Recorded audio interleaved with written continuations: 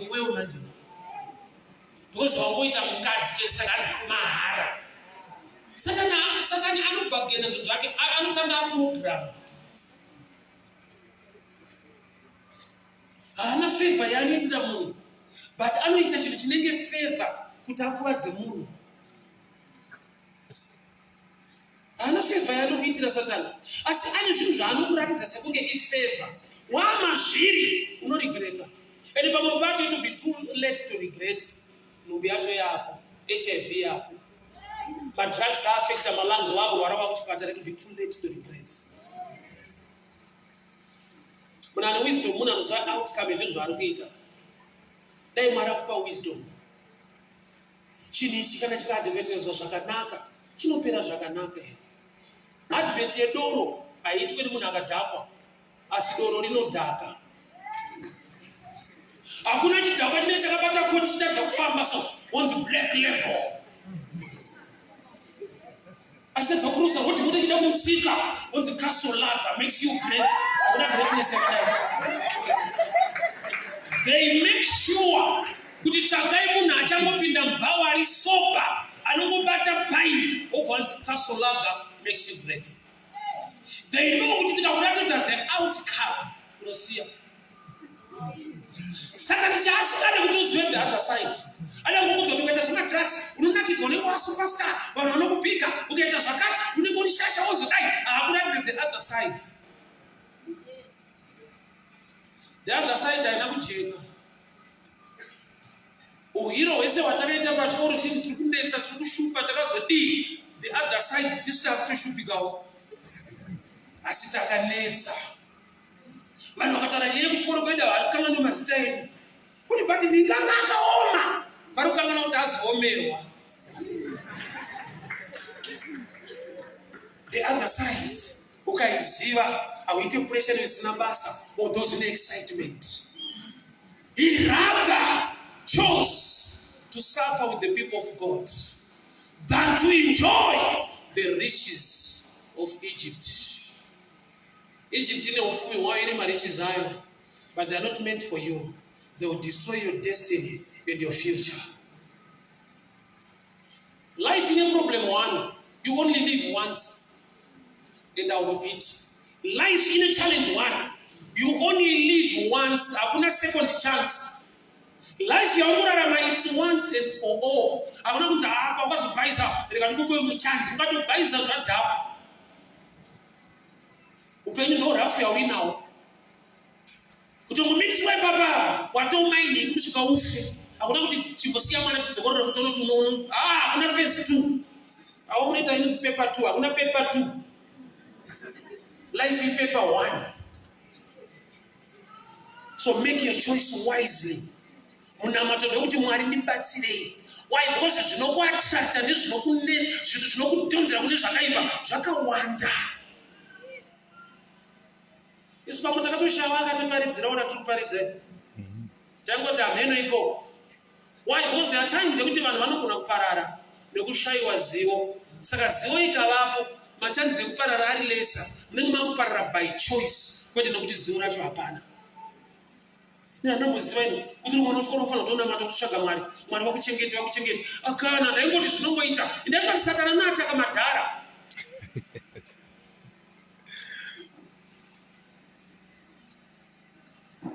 Utone mwana wechikoro mumu anogona zvokuti fe, but musi weexam ukasvika acharwara. Unoita dofu kuitira asingagoni raigona, rakangotsikirirwa paexam chete. Ende mulife hazvitaurikeka. Taitogona isu pane zvakazoiti wakafoira zvezvatopera. Kune mweechina isingane destiny future yanga yakanaka. Inokurega uchistanda uchidii ndere exam pane tikanyaya. Saka namata Mwari mumazuva eujaya hwako uchine simba kudai. Uri banda ramudaro. He refused. Kwete kurambirwa nehama nevanhu. Mwana uita zvaka svika paunonzwa kuti enzwa unosara kuti dai vana vaigona kutarisa life yekumba kwatinobva. Tinotamba tese, tinodzidza tese, but kwatinobva hakuna kufanana. Vabereki vedu havana kufanana. Vamwe tinotodzidziswa nehama, vabereki vedu havana mari. Life ndo zvairika vamwe mamwe wako ari kunzwa nekutohodha kumusika ukangowanzwira tsitsi mama wako kuti vanowana sei mari kuti uye kuchikoro ukangowanzwirawo tsitsi iwe kungowanzwira tsitsi semwana anofunga unoita serious uri kukopa wako kuri right inzwa munotamba mese but hamuna kufanana temukomana takadzana naye kuchikoro ndofore makoko izvezvi ari ku-UK mari ainayo so aingowana tete vari ikoko sati aifunza takafanana tichitamba tese izvo tikamisira meseji adai but aitamba tese life iri stable kudaro ufunge unoblutikwa nevanhu vaikufurira aizve mwashe God bless you. Thank you. Tinotenda vanhu vakuitire nyasha so unogona kutamba mese kudzidza mese but hamuna kufanana pamunobva mawanira anoitwa mari yeschool fees yaunoendayo kuchikoro vamwe venyu vabereki venyu they struggle to an extent yekuti dai waiva unyatsowanzwira tsitsi usapane pandakasvika ndaitaura namama wangu kudombo chavo ndikati mama ndikupera mundiregerezva ndikoindawa ndikati munoziva matambudzikiro anoita nemusika nemisika nzwa ndaita kuchikoro ndakakubhitireyai hazvisi fair vaifanitswa ndai kunohodha vachitengesa mwana ari kuchikoro ndaenda kuchikoro kwazvo handizvifunge teti chinonetsa iko mufuture tonetseka. I will repeat. Advent yedu raitwe munhu akadhakwa iro rinodhaka. But am I saying wakaipa anomaketa nekuadvertise problem achikuratidza machampions kwete mafailures. Yeti vari kunzi machampions ivavavo havasi mareal champions, machampions to public, ma-private failures mulife. Vanose aligani mukwazise mstaramambo Jesu. Amen. Nitendere unipe rukudzo kuna vanoremekedzwa vese vari pakati pedu. Chida mazita ndakaputsa singaendipe rukudzo kuna vanoremekedzwa vese pakati pedu. Mwari vakuitire nyasha zvikuru. Ndichada ndishumire shoko raMwari kubva kubhuku yaHebrews 11 verse 24. Hebrews 11 verse 24. I'll read. By faith, Moses, when he was come to age, he refused to be called son of Pharaoh's daughter, choosing rather to suffer affliction with the people of God than to enjoy the pleasures of sin for a season. Dinamati, Baba Tatela, Tawaya, Kupen, Shokorin, Celebrity Connection, Stara Jesu. Amen. Kukomana Moses wakaberekwa munhamo, hama dzake vabereki vake vari muslavery, vari mukutapwa. Purpose yaMwari iri yekuti iye zvaaberekwa agone kuzobudisa vanhu mudambudziko iroro. Kureva kuti kuna Mwari hakuna excuse kuti takaberekerwa munhamo. Kana usati wakuziva chawakaberekerwa, unogona kufungidzira kuti wauya kuzojoina nhamo yevamwe. Baba, God is trusting you kuti ubuditse hama dzako, dzinza rako nefamily yako mudambudziko iroro. So Moses was born munhamo. Purpose yaMwari ndeyekuti ashandwe naye kuti abuditse hama dzake munhamo. So there are times yekuti tine vanhu vane blame spirit yekuti situation yacho, nyika yacho, pandakaberekerwa kwacho, mabiro ezvinhu zvacho. Kuna Mwari unogona kuberekerwa munhamo but usina reason yekuramba urimo, waberekerwa for a reason yekuti vanhu vagone kubuda. So munhu wese ari munhu, Mwari mune reason nepurpose why you were born. So kunonoka kuiziva sometimes inogona kuva disadvantage nekuda kwekuti kunonoka kuziva zviri mauri nezvakarongwa naMwari neupenyu hwako, then the devil atore advantage yekuabuse. Moses aberekwa munhamo but plani yaMwari ndeyekuti abuditse hama dzake munhamo. But papa nomwe mambo aiti Faro anga akati ngwarei to an extent yekuti he adopted Moses. Iye aiuraya vamwe vana vese vaberekwa muEgypt vakomana, but pana Moses haana kufunga kuuraya, akaita adoption. Ndokuti adoption inonzisa kuti munhu atorwa kumba ikwavo kana kuti anhongwa kuti achinochengetwa kune imwe family isiri kwacho. Adoption iyoyo yanga iri more dangerous than killing, and I will explain. Vaingourawa vaibva But adoption ndeyekuti chandatora chine plan yaMwari ndakutibvisa muenvironment inoita give birth to the purpose neplan. Ndimunze muenvironment yekuti anokanganwa kuti ndewekunhamo uye Mwari ari nei neupenyu hwake. Unoziva kana nhamo iripo inokuwanza unoda kubuda mairi, but ukakasika kuburitswa mairi ukasaexperience nhamo yacho, to you unogona kuti yeMwari yambe musadza kana kuti as long zvangu zviri right, it's okay. So adoption yamereye kuadopta mindset, purpose yaMwari kuti iregere kumanifesta. Why? The devil fears purpose than anything else. Haana basa nekukuuraya kana usisina purpose ine reason why you are on earth. Because unenge wakatofa according to the mind and the plan of God. You are born for a reason, you are born for a purpose. So adoption ndeyekuti chibva kuhama dzako. Saka anga akugara mupalasi kwaFaro, anga akuchengetwa nemwanasikana waFaro, akamunhonga kwete akamubereka. Amai vakamubereka vanga varipo, panekuda kwokuti kwaiva nechirimo chekuti vana vese vaurawo vanga vanoruviga kurwizi. Saka kune mwanasikana akamunhonga. So amai vakamunhonga asivo vakamubereka, but ndo vaakugara naye. Saka the Bible writes, when he grew up by faith, not by age. Faith comes by hearing, and hearing by the word of God. Paakakura mukuziva, mukutenda, ndiye akamake a decision. Haana kumake what decision? Ndiye akati he refused. Kureva kuti zvanga zvakamukomberedza zvaigona kumutadzisa kutadza kuramba. Inzwa zviri kuti Mozisi akaramba pano pazvinhu zvakanaka. Number 1, kugara palasi. Number 2, kuitwa muzukuru wamambo. Number 3, kuva better life than anyone else worudzi rwake vaHebheru varimo. But the Bible notes when he grew up by faith, he refused. Kureva kuti kune zvinorambwa when you mature understanding yako spiritually. Zvausingagone kuramba kana wangokura physically usina spiritual understanding. By faith he refused. Kureva kuti mukutenda uye nemukuziva kune chinhu chaakaona kuti ichachiite. Yet chinhu chaakuramba chacho naturally zvakanaka ufunge kugara palasi, kugara upenyu hwakanaka, vamwe vachitambudzika zvinhu zvakangonaka kusoro.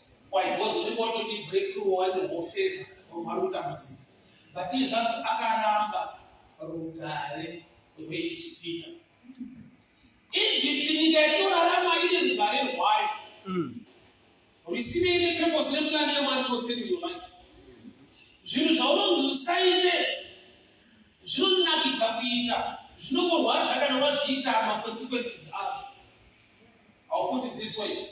Chini chinotapira chinovavaparidza kuti chini. Chinoita kuti utorambidzwa kuti usaite, zviri attractive kuti uite. Wakari pamugadhani reIdheni achida kutenta Adamu and Eve, auya kuna Adamu akatanga kuadvertise mabenefits ekudya muti wakarambidzwa. Mwari unotya kuti mukadya munofanana naye. Bhabhova rati muti wacho muchero waitogotarisa waiyevedza kuona. Which means the devil anomarketa problem in a way yekuti unofungidzira kuti haisi problem. Makamboona kuti advert yechinhu chakaipa iri so attractive. They know kuti chinhu chakaipa chinokuwadza nekudhemeja vanhu, but tingachitengesa sei pakutsvaka vanhu vanochimaketa in a way yekuti vase kungomusaririra. Wakaipa unomaketa nekuadvertise problem in a way yekuti kana usina wisdom to know the outcome unonzi vase kungomusaririra kudai ndaitawo dai ndapinda mazviri. The devil akuratidze ujeri, anokuratidza waka wane mari yako chinakirwa, ndozvinokupusha kuba. Jeri haripushe munhu kuba, chinopusha munhu kuba kuti kana ndane mari dzacho ndakunakirwa, zvinhu zvinenge zviri right. So anoadvertise kugumira pajoy, akupe the other side. So Egypt yatinorarama munyika yatinorarama muupenyu mune the pleasures of Egypt. Zvaunonzwa sekunge wasaririra zvikaita nemwoyo wako usati wazviita akakuudza manakidziro azvinoita unonzwa ukapokana nemiudaida wanomaitiro atingazviite zvinhu izvi. Muchero unorambidzwa vanhu kudya mugadheni, muchero unotoibva, hausi muti weminzwa. Waidanga uri muti weminzwa wairambidzwa kudya, unobaya unoregera wega. Uine chinhu chese chaunonzi no chine machances ekuti chiri attractive for you to say yes. But I look in your own, I'm not sure, I need experience and knowledge. Because the outcome is what you have it. Mazwada ya watu kuchukua, ndio ndio mwanadamu kutumia kubali kwa kuchukua. Mazwada ya kuchukua Yesu ndio kati cha hiyo waso. Mazwada kwa hiyo wapo. Sasa kwa nini ndio improve the student I am kujenga kushabu. Adinakuda kuimprove. Ndakada kwa defensive ndio za shots. Ndio defender ndio forget to improve life. Sasa hicho kwa nini kwa mbacho wetu kwa waso usikaje ngokenya na kubaziwa class hizo watu akasimbo ya au mona abaziwa but ndaga kuchukua watu for life hiyo watu jojo na wale za mashoti na ama inabasa na ndio kwa shaka powerful ndio wandi kabisa defense hapa na hapo ni sabuni unaweza number 1 powerful and then that being proof and that what defensive component yes powerful ele jisuita sekunde uzaka na mindset hili kana kuchira diki zipo chini ukurudu fungo usema diki zakafu ndio shansi ya kudogita hiyo ndio zakatika mambo in future wakati kwa shule shule tunataka kudai na kutaka watu disease tukana hapo wakati simama zodi the other side of life azishande unoshanda kutoka bande kwa interview mshikora hapo basa hapo ndio kwa sima ile mshikora kwa wewe waita sasa wale tunafahamu ndani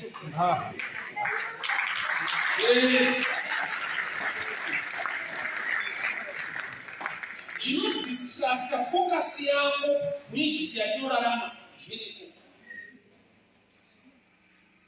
zvakawanda zvatinosangana nazvo ndekuona nguva yatararama is very toxic level kukashaiwa mwari waparara this time unoona kufaitwa kwete nevanhu vepazi you can be in your own home uri mumba mako phone yako social media can be your own world that can destroy you izvidaitika nditsaune panze garai mumba uribo uri safe ibi kungati garai mumba unenge uri panze through your phone une magrupu ako Facebook group WhatsApp une TikTok une zvauri kuudzwa zvauri kuyemura zvauri kufundwa nezvauri kuona so mazuvano kuva lonely mumba super lonely the world yauya mupocket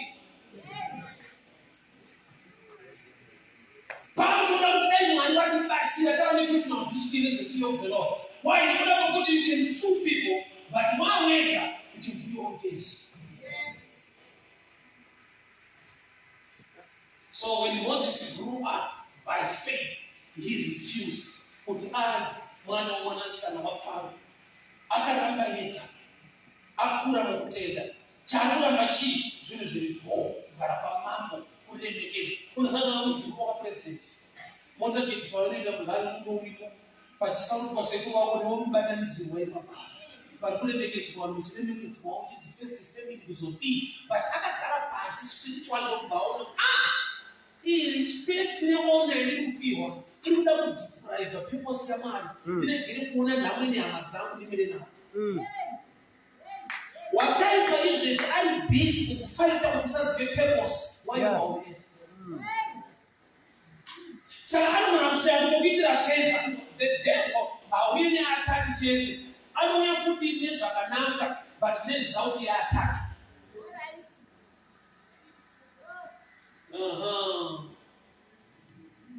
chitori dangerous kungorati kurarama usana nemunhu anoti I love you zviri dangerous nokuti vazhinji vakapitiswa nevanhu vakavati I love you kwete I hate you I love you end result munhu akapitiswa mu love you because must be ruda anoti munhu anosanda kupiwa but pamati warira kupiwa nezvisingakude zvoda kushandisa vachashandiswa mazuva aoda yeah. Ndakakura ndichikufundzira kuti kiss isibu yelove zvinotazooneka kuti Judas paakatokisa Jesu akati munhu atobayiwa munhu anobayiwa nekiss iwewe kuti akaseka kuti kiss inouraya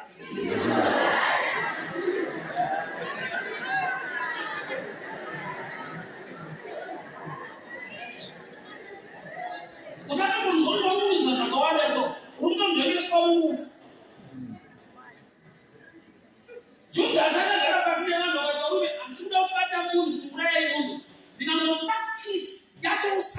yekuti ndiyanofanirwa kufa. Yet you don't mind you can never kiss or so picture in love. No. The world is now become so weird. To a level which is that everyone will go to family. Those are people that refuse by faith. When Moses grew up, immaturity than wait to grow up. Grow up in a Zion. You do it for time. They expect me when I grow up. I want to be a doctor. Never grow up in Urapa. Grow up in a Zuri that does not allow wind. You never just doctor one. As when you grow up. You grow up, you not that dedicated to be a start and then discipline. Don't the doctors who that. I wouldn't know when I grow up. Not that grow up with no pastor. For my main engineer. He refused. Jaruna Bashi, since Japanaka. Taraku Sakura Bajakai, Taraku spiritually, Punish Japanaka is not natural. John, when we were like you, I don't think about 40 minutes, they're going to look for an iPhone. You are going to be a owner iPhone. There is a program behind that. Jaganaka is not killer. That was what called zero cent cheating on you. The devil is after your life, after the purpose of your life. To understand the time my doctor about my cake, my sandwich, my sausage, which is about pass. She said, hey, I'm going to put away the money. She said, I'm having that much more processed than child. He will know that the Moses Bakaramba when he refused. I don't get about what I said and the man went to be. Right? It's the man about Gary. Trouble the palace, what we have showing you what I said. I can have taken us to come and to go afar, but only now can focus. She don't say this and then I see that people say my life. So in life, can you go to say, I'm not necessary, I'm not the right thing.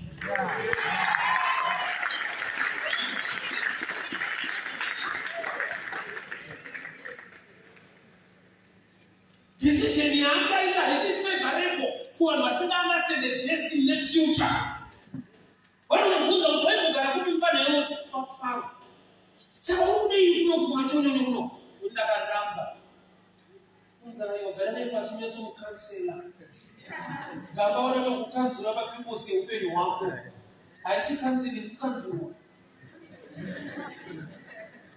Who does not say something when you want the right decision in the destiny in the future? But I don't know what you need to be radically to full as 7 and 8. Even from 7 to go make you watch. A reason in a moment, you get your feet and the level. Some people don't know food of Savannah that she's right, don't let the action.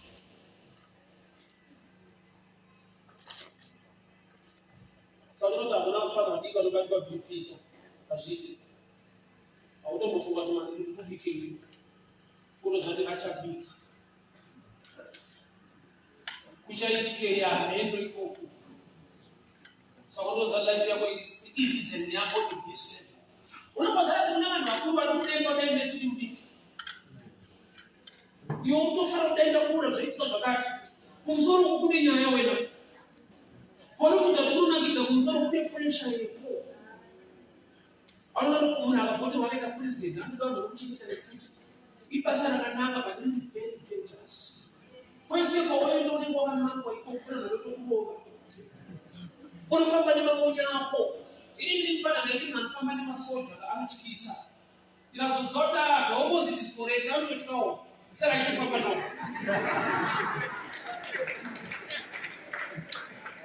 She's not from me. You know, the woman already put you details. I don't want to go home. Who don't go? Why you don't live for that dimension in Ashika? You don't have to more enemies. But you fool them over a pay. Couldn't have decisions that no maker and it's only like destiny. I see no meaning when not today. To the extent you don't want to put a push, who feel it, when Moses refused to sign of the whole, they don't be a mouth to have that's the reason in my way. wakaita zvedestiny future yako. Vanhu vakati uyu anongokwana kutombowana mukana kutogariko kutosaka uri mutaketi yafara wodzoka hapo kumfakosi wodzoka hapo kwaunogara kusina kana respect kusina vanhu vangakurecogniza but wakazviita nokuti kune pfungwa yamari yaanoziva kuti I've been born for a reason. Saka wakaipa asakuadopte masystems anonakidza but anouraya purpose. Akati I would rather suffer than to enjoy the riches. Vanagenda zvatinoti musaite musaswere mazviri zvinonakidza zvinouraya destiny future. Pati kunakidza timboiramba zvinoita kunakidza kaentertainment karipo, but entertainment most of the times I say empowerment for your destiny. Zvinonakidza zvinoita kuti ufare usekerere but uchienda kuti uchipere ndopadanyana. Saka vamwe vakazviita kuti okay upenyu huri right munomuyemura zvake une foni yakatendera zvakutodhenza atone mufesi unonzwa kuita sara ndatara pane imwe nzvimbo ndikatonosaira kuti ukaona makomana achitange uye ndinokugochera usafoni kuda ngoiti wabhurai gochera wada tokugochawo vakange nekugocha iwe vakange nekugochera iwe unozoona the outcome mufuture ndidadakangoramba nyama iyi dai zvirinani izvozvo basa kune zvinhu zvinobitreya zvinorasa destiny yako nepurpose yako zvisina nebasa rezvo kuti vazofunga mangwana kuti apa ndakafira mahara. Life ine madimensions ekuchinja kwezvinhu. Pane vakambonetsa mota dzaidzi mapresida vakaita mota izvezvi ukafamba nepresida unofana kusei yaiva fezi yokuti zvaitodadisa zvichiyemurwa vanhu vakaita chitsotsi nechitsotsi kuti vadziwane but unotoona kuti mutsotsi wacho vaitira mahara because time changes. Chauyemura nhasi uchida sekuno uchada kugamba kuti denda chiwana mu 5 years to come hachina neplasaris. Life is a journey. Life I will this week, next year. Life is a journey. Mu 10 years time, uchaona kuti chinhu chaunenge uchimitisiwa nhasi hachina dii. Give yourself understanding entirely. When Moses grew up, he refused. I remember when woman he pachati I make a personal decision, but it's by faith, and faith comes by hearing, and hearing by the word of God. Chivane a culture, you put about Namata, which is not why you make my decisions on your own. May the Spirit of God help you to make right decisions concerning your life.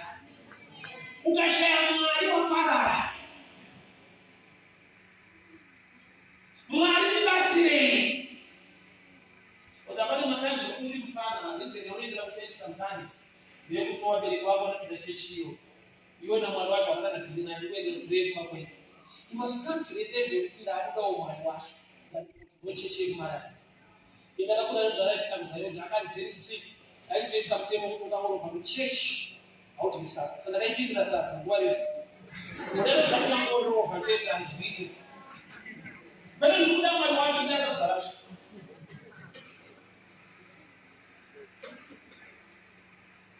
She continued to attend a church for a reason, receiving fruitful, and excelling destiny. We are Chakamana. When I started Satan, I never saw to I don't know what you pay doing. I don't know what I need to import it, never put it, what you find. One of those who want to open it from Darren, you must listen. Imagine an Oscar or Faro and a Kuba made Chapus Mokis for Kanaka, a guy of this. I don't check him with his look as I go. The devil, I don't take it up at the potential. I don't say snubs. Yeah. You see, what I'm going to say, in river, now river. Say, I remember a sportsman Moses. What kind of problem you want to take up that you are calling the professor? Who got to Satan? I will listen to man. You're wasting your time. I will not understand any deeper. The devil, I don't know what is that teach.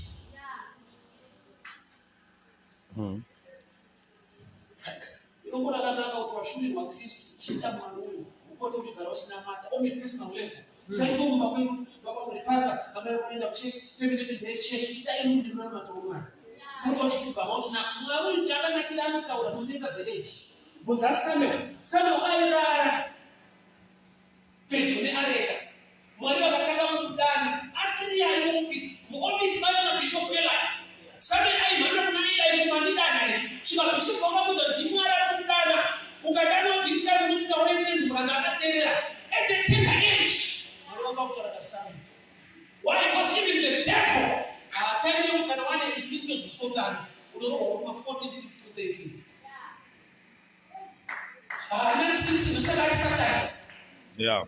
Data unyaya. Baba hana mari saka taizviro zvaita zvakanaka kuzvigurwa pamberi. Unohwa munhambo imomo. Tosona munhu ane dhimoni kuti chikoro haana hama haanobvaita dhimoni futi. Unosaka wacho haana tsitsi. Munhu ane nhamo kufunda haana kubvaita dhimoni pamusoro. Dhimoni rinobasa. Dhimoni rinobasa mabhongo chaiwo. Basi sine production change from life. Kutakachipinda kane mweya weutsvina. Satani ndatimuke ndakatomwa zvitodawo. Haana basa neage. But anoda kubatizwa kuti kazvidaiso. Ipakati ndotodzwa Mwari wacho nozvinakira Mwari wacho. Nokuti is after your destiny. So he knows you have this step of not to tell. You future to one better basa. So you can be adopted by the systems of the world. Moses was adopted. Thank God with faith. By faith, not the faith, that's not fight back the adoption of the world. So I don't know if I will make a single influence yakakubata kuti wewe unofungiriwa environment nenzvimbo yaunogara. Tiri kutaza zvinhu zvaunoita zvimwe zvacho zvine influence environment. Kwete kuti ndo zvaunoda.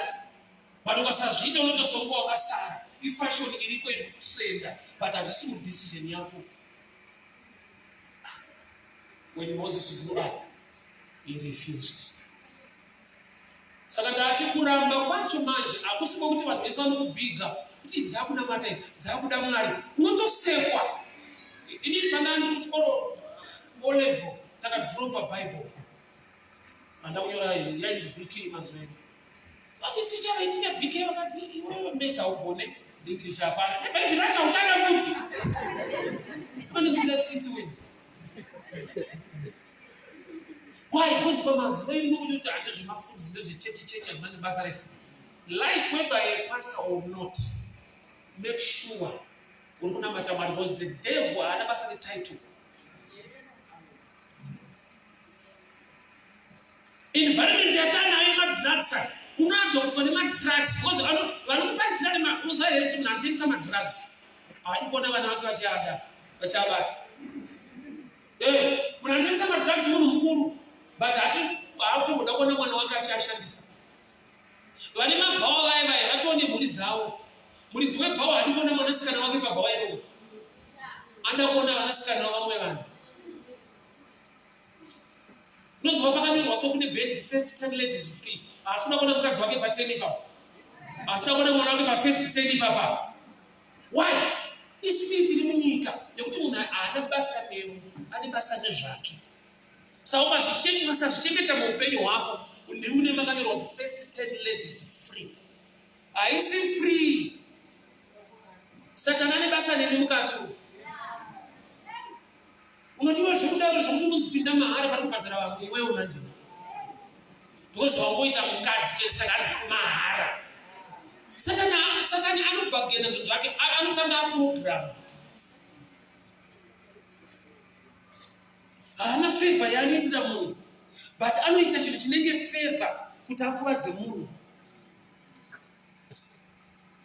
Haana favor yaanokuitira Satani, asi ane zvinhu zvaanokuratidza sekunge ifavor. Wamazviri unoregreta. And pamwe pacho it will be too late to regret. Nhumbi yacho yako, HIV yako. Madrugs affect my lungs wabo warawa kuchipatara, it will be too late to regret. Muna wisdom muna mzwa outcome zvinhu zvari kuita. Dai Mwari kupa wisdom. Chinhu ichi kana chikaadvertiswa zvakanaka, chinopera zvakanaka here. Advert yedoro haitwi nemunhu akadhakwa, asi doro rinodhaka. Hakuna chidhakwa chine chakabata koti chichadza kufamba so onzi black label. Achitadza kurusa kuti muti chida kumusika onzi castle lager makes you great. Hakuna greatness yakadai. They make sure kuti tsvakai munhu achangopinda mubhawa ari sober anongobata pint obvanzi castle lager makes you great. They know kuti tikakuratidza the outcome unosiya. Saka ndichasikane kuti uzive the other side. Anangokudzwa kuti ukaita zvemadrugs unonakidzwa unenge wasuperstar, vanhu vanokupika, ukaita zvakati unenge uri shasha wozodai, hakuratidze the other side. The other side haina kujeka. Uhiro hwese hwatakaita pachikoro chinhu tiri kunetsa, tiri kushupa, takazodii. The other side tisu takutoshupikawo. Asi takanetsa. Vanhu vakataura nyaya kuchikoro kwedu havakangana mazita edu. Kuti bati ndinganga akaoma. Vari kukangana kuti aziomerwa. The other side, ukaiziva, hauiti pressure isina basa, or those in excitement. He rather chose to suffer with the people of God than to enjoy the riches of Egypt. Egypt ine ufumi hwayo ine mariches ayo, but they are not meant for you. They will destroy your destiny and your future.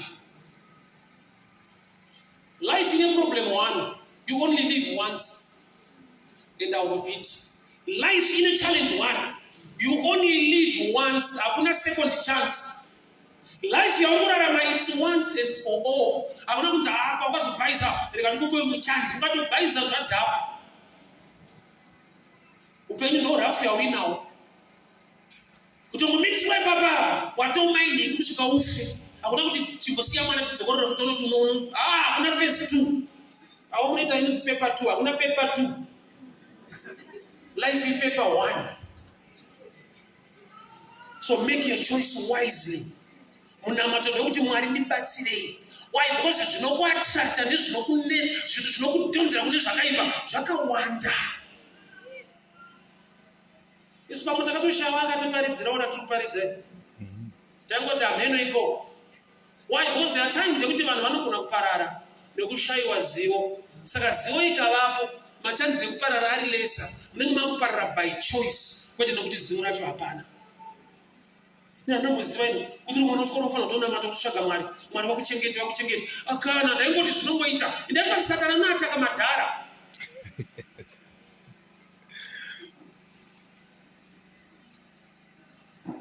Utone mwana wechikoro mumu anogona zvokuti fe, but musi weexam ukasvika acharwara. Unoita dofo kuendera asingagoni raigona rakangotsikirirwa paexam chete. Ende mulife hazvitaurikeka. Taitogona isu pane zvakazoitika, wakafoira zvezvatopera. Kune mweechina isingade destiny nefuture yanga yakanaka. Inokurega uchistanda uchidii ndere exam pane tikanyaya. Saka namata Mwari mumazuva eujaya hwako uchine simba kudai. Uri bandara kudaro. He refused.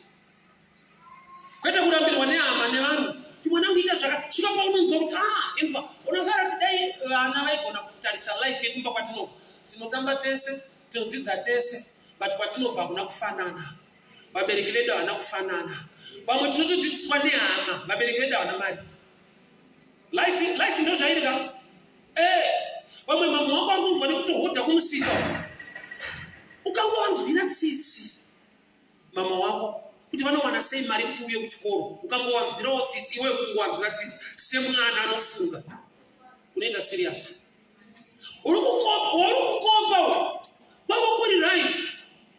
Inzwa munotamba mese but hamuna kufanana. Temukomana takadzana naye kuchikoro ndofore makoko. Izvezvi ari ku UK mari ainayo so aingoona tete vari ikoko. Sataifunza takafanana chitamba tese. Izvo tikamisira message adai but aitamba tese. Life iri stable kudaro ufunge. Unoblutikwa nevanhu vaikufurira. Aizve. Mwashe, God bless you. Thank you. Tinotenda vanhu vakuitire nyasha. So unogona kutamba mese kudzidza mese but hamuna kufanana. Pamunobva mawanira anoitwa mari yeschool fees yaunoenda kuchikoro. Vamwe venyu vabereki venyu they struggle to an extent yekuti dai waiva unyatsowanzwira tsitsi. Usapane pandakasvika ndaitaura namama wangu kudomboshavo. Ndikati mama ndikupera mundiregerezwa. Ndikoindawa ndikati munoziva matambudziko anoita nemusika. Nemisikanzwa andaita kuchikoro ndakakubetray. Hazvisi fair. Vaifanitswa ndai kunohodha vachitengesa mwana ari kuchikoro ndaenda kuchikoro kwazvo. Handizvifunge. Teti chinonetsa iko. Mufuture tonetseka. I will repeat. Advent yedu haitweri munhu akadhakwa. Iro rinodhaka. But am I saying wakaipa anomaketa nekuadvertise problem achikuratidza machampions kwete mafailures. Yeti vari kunzi machampions ivava havasi mareal champions. Machampions to public, private failures mulife. Vanoselebratewa nevanhu but hwavo upenyu hauite. Zvinobatsirei kuva a celebrity who doesn't celebrate life. Ndiyabuda paTV, ndabuda paTV. PaTV ari kubuda but mnamo abude. It's another stage in life. Mwechina inokwa doctor. Moses haana kuurawa. Akaurayiwa mentally, he was adopted. Akaenda kupalace. By faith when he grew up. Ndopakati iye haisi love. Ndine chinangwa chandakaberekerwa naMwari. Chikubudisa hama dzangu munhamo. Kwete kuti inini bude munhamo but tobuda tese. Ndokubva zvakabva hama dzake Mwari vakatanga kushanda naye. God has a reason and a purpose for your life. Saka mubato the devil will not kill you. Unoadopt vane masystems enyika. Unoenda kumadrugs. Unenge uchiratidzwa anenge hero so anoita zvemadrugs. Tanenge akatobatwa baba, anenge akatobatwa. Topisa ingwere. Ukazoenda tadza sekunoti hapana zviripo. Munhu uri paTV kwete mulife. Tine zvinhu zvataemura zviri useless but the devil akazvimaketa in a way yekuti kana usiri mature you only see the wrong side of the story. When Moses grew up, he refused. Ndoda kuti Mwari akubatsire paunonamata make a decision led by the Spirit of God, not by your own understanding. Why? Because sometimes your own understanding is already corrupted. Let the riches of Egypt. Zvakawanda zvatiri kuona zvatiri kuyemura nekuda. But wanyatsogaya wanyatsotarisa Mwari vakupa mamwe maunotsoona kuti zvinhu izvi izvi ndinogona kucelebrate vanhu ndikafarirwa but handina kwandiri kuenda. There is more into life than kungova nekujoy. Kungofara kunakidzwa. No. There is more life than what you see today. Saka the devil haana basa neage. Anotanga tokuattack at this level. So tinokunamata kwacho haukufarire unongomanikidzwa mazviri. And hauna choice. Pane pamwe kuti takura macheche kuti vaibvedzera macheche mudzimba dzevanhu macell group. Even ichoitirwa pamba pedu ndaitorova. Usatambina Satan ke. Jesu utorova kuchechi kunze. Itairova yepamba. Ndazo nhasi kune cell group ndosvika kubana 8. Satan wachani naro unorova yepamba penjai. Asovhunduka age.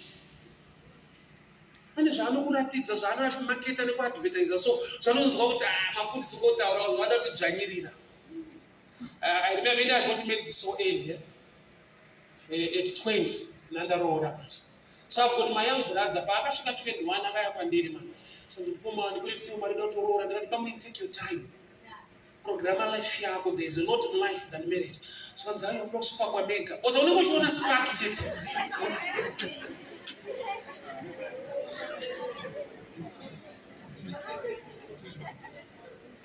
Ameno mari vanozoiwana nekubva atora munhu wake akaroora. After 2 years akadzoka futi kwandiri zvandomutiza kuti amada kutiza spark.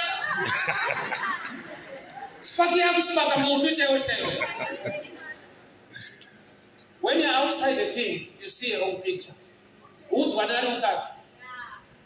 There is more life than without manira kuroorwa nekuroora. There is more life. Waroora ozodi. Purpose ne destiny yako ozodi. Destiny ya Moses, purpose ya Mwari, ndekuti abuditsa vanhu munhamo. Purpose ya Pharaoh, ndekuti vanhu vafe vari munhamo, but anobuditsa Moses wacho munhamo. Saimwe favor isi favor yataka. Unodiwa zvekuti kudiwa iko munhu uchakupa nhamo. Kwete kuvengwa kudiwa.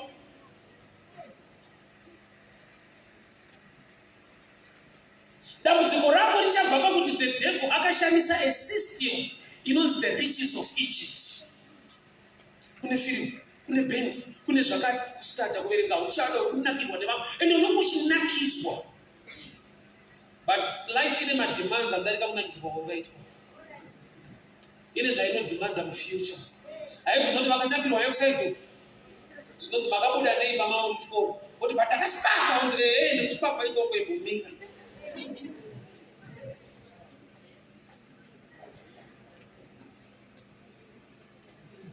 Life in my stage is 3. Let me finish this way. Life in my stage is 3. Nengo uri kamwana kadiki. Wowajaya nemhandara. Wozova mudhara. My stage is iwayo ane purpose. Ipapa the youth in a strength, in ability, in a change, and in paunofanirwa kuinvesta for your future. Why? Because uri wakadai so ndopa une simba. Wakura ichasvika stage yekuti hausisina simba. Saka time yakune simba rinoinvest kwa simba iroro muzvinhu zvine production. For the sake yekuti paunenge usisina simba, you benefit kuinvesta kwawakaita makore ave vane simba.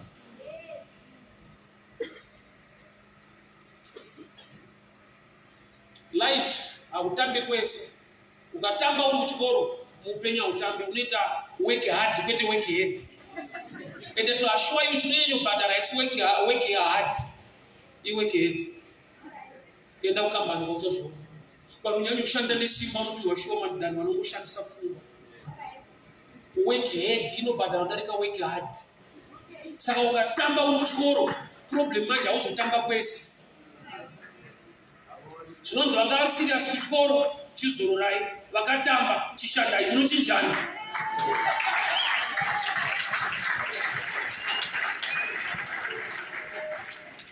Zvikatoita wese vamwe wako vanoshanda masikati, iwo unotanga basa na 6 manheru, hauchatenderwa nekurara vachavhumira. Kuti makanakirwa kugara baba chisare muchichengeta kana pomunyoenda kugara. Handisvi basa iro rakaipa nongotiwo but ma1 chips. Ntomwe wachaise ndova kutanga uri wega futi. Chingotenderai papo netsvimbo yako. Wakatamba kudhara, wakazorora kudhara. Saka uchabvumirwa kurara nelife. Anoziva kuti usiku nguva yekurara ucharambidzwa kuita zvekutambo. Powerful. God is a reason and a purpose. Akaberekerwa munhamo kwete kuti ajoine vamwe munhamo, asi Mwari vane purpose yekuti aburitse vamwe munhamo. But meyechina payakanumwa yakamuburitsa iye kamadokta ichimupa a wrong picture of life. Adoption ya Pharaoh haisi kuuraya Moses physically, ndeyekumuuraya mentally. So izvezvi mentality yako ikaurawa physically hazvisina basa, unenge wakafa kudhara. Haunzwe Jesu achiti kune mumwe murume auya kwaari zvikati tendere ndinoviga baba vangu wakafa. Zvikanzi aiwa rega vakafa vavige vakafa. Iwe unozoti hakuna chitunha chinoenda munhamo.